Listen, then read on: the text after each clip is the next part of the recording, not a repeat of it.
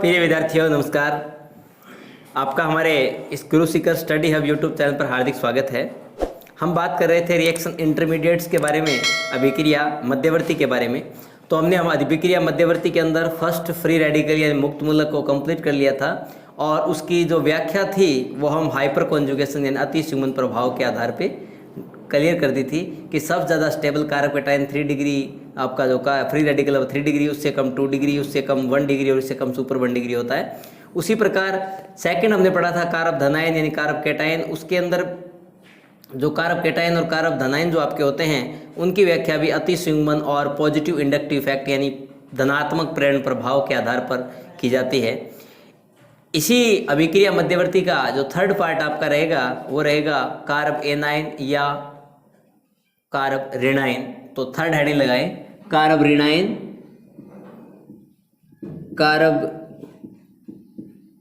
ऋणायन, या इसी को बोलते हैं कारक एनायन। तो ये इस प्रकार के मध्यवर्ती होते हैं। ध्यान रखने वाली बात यह है कि कोई आपके पास ऋणावेशित कार्बनिक समूह है यानी R नेगेटिव, या मेथिल ऋणावेशित समूह मान लें या एथिल ऋणावेशित समूह मान लें, जिसके अंदर कार्बन परमाणु के संयोजी कोष में 8 इलेक्ट्रॉन होते हैं, अर्थात कार्बन परमाणु है वो इलेक्ट्रॉन युग्म सहित होता है, उसे हम बच्चों कारक एनायन कहते हैं। तो आप लिखो ऋणावेशित कार्बनिक समूह है, ऋणावेशित कार्बनिक समूह है, ऋणावेशित कार्बनिक समूह है जिसको सपोज मैंने कह दिया R माइनस, या फिर मैं कोई ग्रुप मान लेता हूं CH3 माइनस में कार्बन परमाणु के संयोजी कोष में 8 इलेक्ट्रॉन होते हैं, या मैं कह सकता हूं इलेक्ट्रॉन युग्म सहित कार्बन परमाणु कारक ऋणायन कहलाता है, कारक ऋणायन कहलाता है। तो देखिएगा ऋणावेशित कार्बनिक समूह R माइनस या CH3 माइनस में कार्बन के संयोजी कोष में 8 इलेक्ट्रॉन होते हैं, यानी इलेक्ट्रॉन युग्म सहित कार्बन जो परमाणु होता है उसको हम कारक ऋणायन कहते हैं। एग्जाम्पल्स की यदि मैं बात करूं तो फॉर एग्जाम्पल मेथिल एनायन और ethyl anion. Methyl anion mean CH, इस पर नेगेटिव चार्ज है, मीन्स यहाँ इलेक्ट्रॉन पेयर है। एथिल एनायन की बात करूं तो CH3CH और जिस कार्बन परमाणु पर नेगेटिव मीन्स इलेक्ट्रॉन पेयर है। तो ये हो गया आपका मेथिल ऋणायन और ये आपका हो गया बच्चों एथिल ऋणायन। ठीक है जी। कारक एनायन में इलेक्ट्रॉन की प्रचुरता होती है, तो आप लिख सकते हो कारक ऋणायन में इलेक्ट्रॉनों की प्रचुरता होती है, अर्थात ये इलेक्ट्रॉन रिच यानी इलेक्ट्रॉन धनी होते हैं। तो ध्यान रखिएगा कारक ऋणायन में इलेक्ट्रॉनों की प्रचुरता होती है, अर्थात ये इलेक्ट्रॉन रिच स्पीसीज यानी इलेक्ट्रॉन धनी होते हैं। तथा ऋणावेशित एकांकी इलेक्ट्रॉन युग्म युक्त कार्बन, ऋणावेशित इलेक्ट्रॉन युग्म युक्त कार्बन, ऋणावेशित इलेक्ट्रॉन युग्म युक्त कार्बन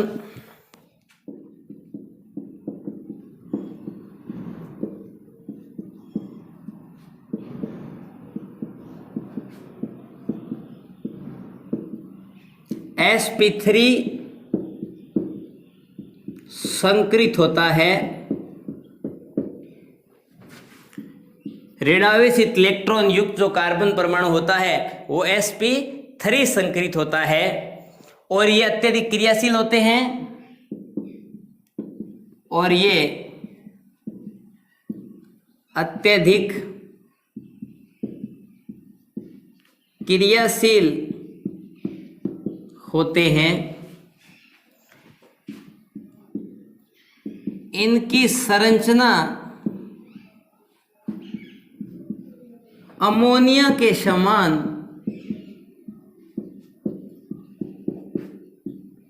पिरामिडीय मीन्स पिरामिडल होती है। जैसे मैं इनकी स्ट्रक्चर की भी बात करूं, जैसे आप पास मेथिल एनाइन था, तो इसकी स्ट्रक्चर में कार्बन, ये हाइड्रोजन एटम, ये हाइड्रोजन एटम, और ये आपका हाइड्रोजन एटम,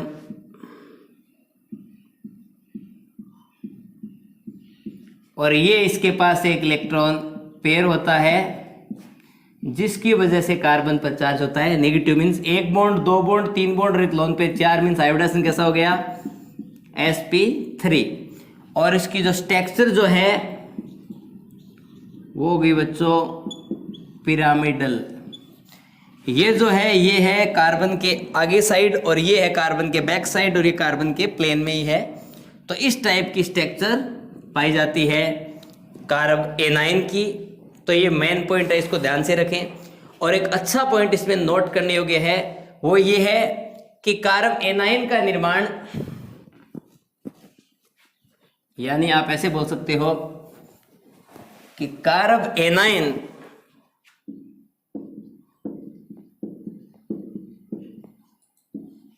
का निर्माण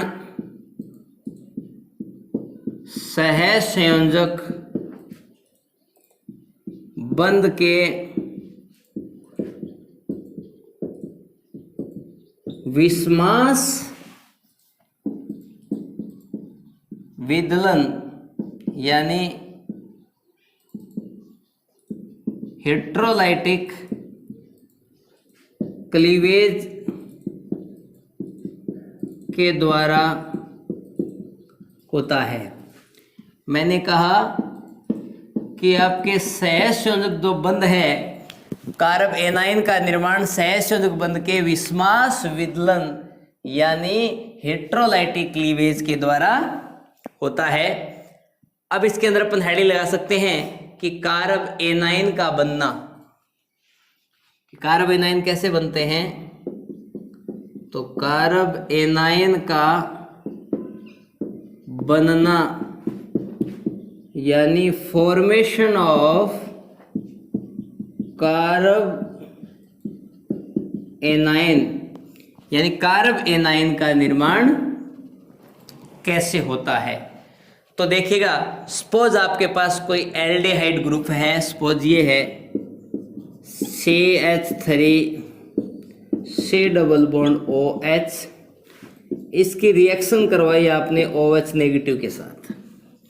आप अच्छी तरह जानते हो कि ये जो COOH ग्रुप होता है इसका माइनस आई इफेक्ट लगता है और CH3 ग्रुप का प्लस आई इफेक्ट लगता है, यानी इधर से इलेक्ट्रॉन ले रहा है क्योंकि इस पे पार्शियल पॉजिटिव चार्ज जनरेट हो रहा है, इस पर पार्शियल नेगेटिव चार्ज जनरेट हो रहा है क्योंकि ऑक्सीजन की इलेक्ट्रोनेगेटिविटी कार्बन से ज़्यादा होती है। तो ये OH क्या करेगा, H पे जाके अटैक करेगा क्योंकि ये बॉन्ड के इलेक्ट्रॉन इधर देगा तो यहाँ नेगेटिव चार्ज आएगा, H पॉजिटिव फॉर्म में निकल जाएगा। मीन्स यहाँ से फॉर्मेशन हो गया बच्चों H2O का, ये बन गया H और H और यहाँ negative charge and double bond, ये आपका आ गया C डबल बॉन्ड OH। इनमें रेजोनेंस वगैरह चलेंगे तो स्टेबल स्ट्रक्चर बन जाती है, वो इस टाइप से होते हैं CH double bond C O पे नेगेटिव और ये आपका हाइड्रोजन एटम। फर्दर ये यहाँ आता है तो उस केस में ये यहाँ चला जाता है। इन दोनों जो स्ट्रक्चर्स हैं उसके अंदर रेजोनेंस चलता रहता है, लेकिन हमारे पास कुल मिला के फॉर्मेशन हो गया कार्ब एनाइन का। तो इस टाइप से कोई एल्डिहाइड है, ये जो एल्डिहाइड ग्रुप है इसके पास वाला कार्बन जो अल्फा कार्बन है, अल्फा कार्बन पर जो हाइड्रोजन प्रेजेंट है वो अल्फा हाइड्रोजन होते हैं, और अल्फा हाइड्रोजन कोई OH नेगेटिव क्या करता है, H+ को एब्स्ट्रैक्ट कर लेता है, जिससे ये अपने बॉन्ड के इलेक्ट्रॉन होता है वो यहाँ पे फ्री कर देता है, जिससे कार्बन पे नेगेटिव चार्ज आता है। कार्बन पे नेगेटिव आते ही इसकी इलेक्ट्रॉनिटी ज़्यादा है तो ये बॉन्ड के इलेक्ट्रॉन इधर लेगा और ये इलेक्ट्रॉन इधर ले जाएगा, मीन्स यहाँ क्या चलेगा, रेजोनेंस चलेगा। तो ये रेजोनेंस के अकॉर्डिंग क्या हो जाते हैं, स्टेबल हो जाते हैं। तो ये थोड़ा सा यहाँ ध्यान रखिए, वेरी वेरी इंपॉर्टेंट पार्ट है इसका। तो इस प्रकार से हम कह सकते हैं कि कार्ब एनाइन है वो बनते हैं। इसी प्रकार अब आप एसिटिलीन की रिएक्शन यदि NaNH2 के अंदर NH2 नेगेटिव के साथ करवाते हो तो वहाँ भी कार्ब एनाइन का फॉर्मेशन होता है, जहाँ एसिटिलिनियम आयन का फॉर्मेशन हो जाता है। ठीक है जी।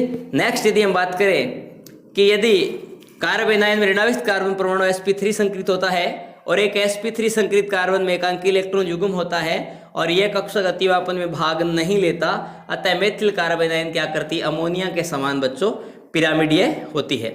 यदि ऋणावेशित जो आयन है, यदि ऋणावेश जिस कार्बन परमाणु पर उपस्थित है वो कार्बन परमाणु आगे कितने कार्बन से अटैच है उसकी बेसिस पे इनको फिर 4 टाइप में क्लासिफाई किया गया। तो ये एक आपका हो गया मेथिल कार्ब एनाइन, ये आपका हो गया बच्चों एथिल कार्ब एनाइन, ये आपका हो गया आइसोप्रोपिल कार्ब एनाइन, और ये आपका हो गया बच्चों टर्सरी ब्यूटिल कार्ब एनाइन। तो देखिएगा यहाँ यदि स्टेबिलिटी ऑर्डर की बात की जाए तो स्टेबिलिटी ऑर्डर उसके अंदर हमारे जो फ्री रेडिकल और जो कार्ब कैटायन थे उनके रिवर्स ऑर्डर हो जाता है।